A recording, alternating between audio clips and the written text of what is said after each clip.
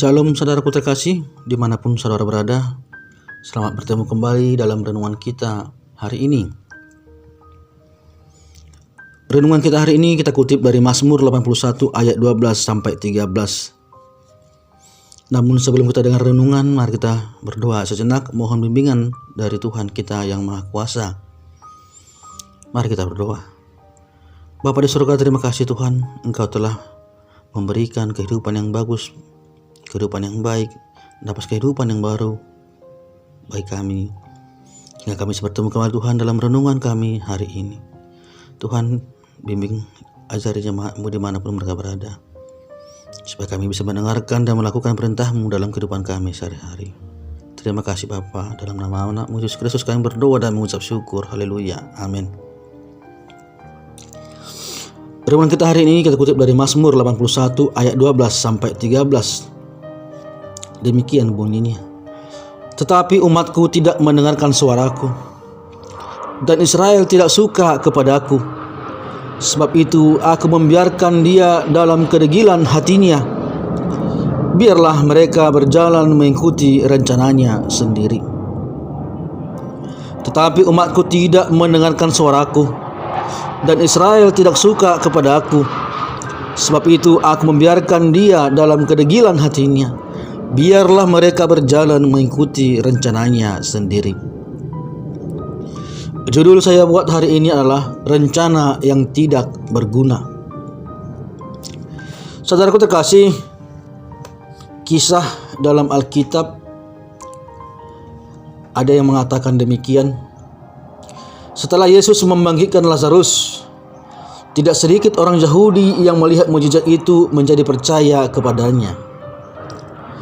Tetapi ada yang pergi kepada orang-orang Farisi dan menceritakan kepada mereka apa yang telah dibuat Yesus itu. Lalu imam-imam kepala dan orang-orang Farisi memanggil mahkamah agama untuk berkumpul, dan mereka berkata, "Apakah yang harus kita buat? Sebab orang itu membuat mukjizat terlalu banyak. Apabila kita biarkan dia, maka semua orang akan percaya kepadanya. Dan orang-orang Roma akan datang dan akan merampas tempat sukacita serta bangsa kita." Tertulis dalam Yohanes 11 ayat 46 sampai 48. Bisa saudara baca dalam Alkitab saudara dimanapun saudara berada saat ini. Saudara terkasih, Tuhan Yesus membangkitkan orang mati adalah mukjizat yang sangat besar, membuktikan bahwa Dia adalah Allah. Setiap orang punya hikmat rohani pasti akan menjadi percaya kepada Yesus.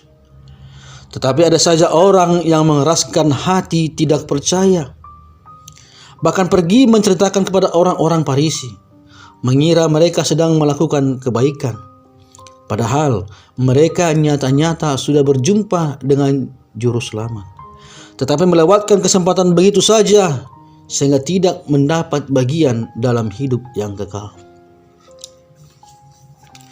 Saudaraku terkasih, imam-imam kepala dan orang-orang Farisi mendengar kabar Yesus melakukan mukjizat, bukannya merendahkan diri dan percaya kepada Tuhan, tetapi sebaliknya mereka berencana membunuh Tuhan Yesus.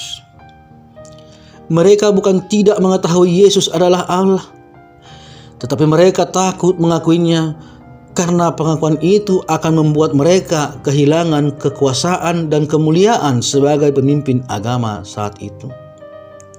Mereka juga tidak takut timbul huru-hara yang menyebabkan orang Roma datang menumpaskan gerakan itu apabila mereka mengakui Yesus sebagai Tuhan.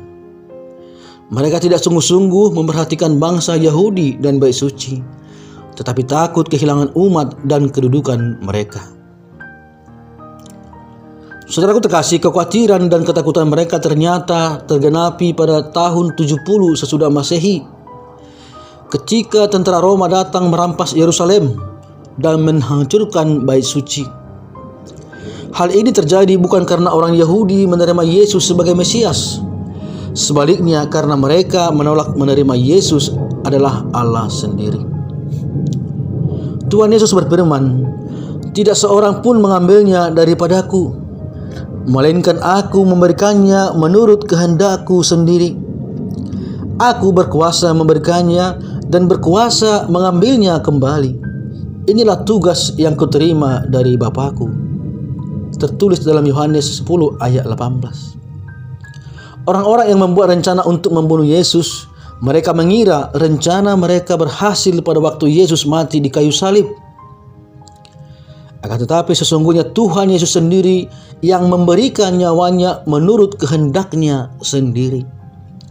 Bukan orang lain yang mengambilnya, tetapi Allah membiarkan mereka merasa berhasil dalam kejahatan itu. Dengan demikian, dosa mereka menjadi pasti, menjadi dasar penghakiman kelak di akhir zaman. Saudaraku terkasih, hari ini apakah kita mendapat wahyu dari perkara ini? Jangan sekali-sekali membuat rencana untuk mencelakai orang lain. Saya ulangi sekali lagi saudaraku, jangan sekali-sekali membuat rencana untuk mencelakai orang lain. Karena Allah tahu semuanya dan akan menuntut setiap perbuatan jahat manusia. Banyaklah rancangan di hati manusia, tetapi keputusan Tuhanlah yang terlaksana. Tertulis dalam Amsal 19 ayat 21. Maka mereka akan memakan buah perbuatan mereka dan menjadi kenyang oleh rencana mereka. Tertulis dalam Amsal 1 ayat 31. Demikian renungan kita hari ini. Semoga renungan ini memberikan manfaat bagi saudara dimanapun saudara berada. Mari kita berdoa. Bapa di sorga, Kau telah memberikan renungan yang singkat kepada kami melalui hamba-Mu. Kiranya Tuhan, biarlah renungan ini menjadi landasan bisa menguatkan iman kami yang lemah saat ini.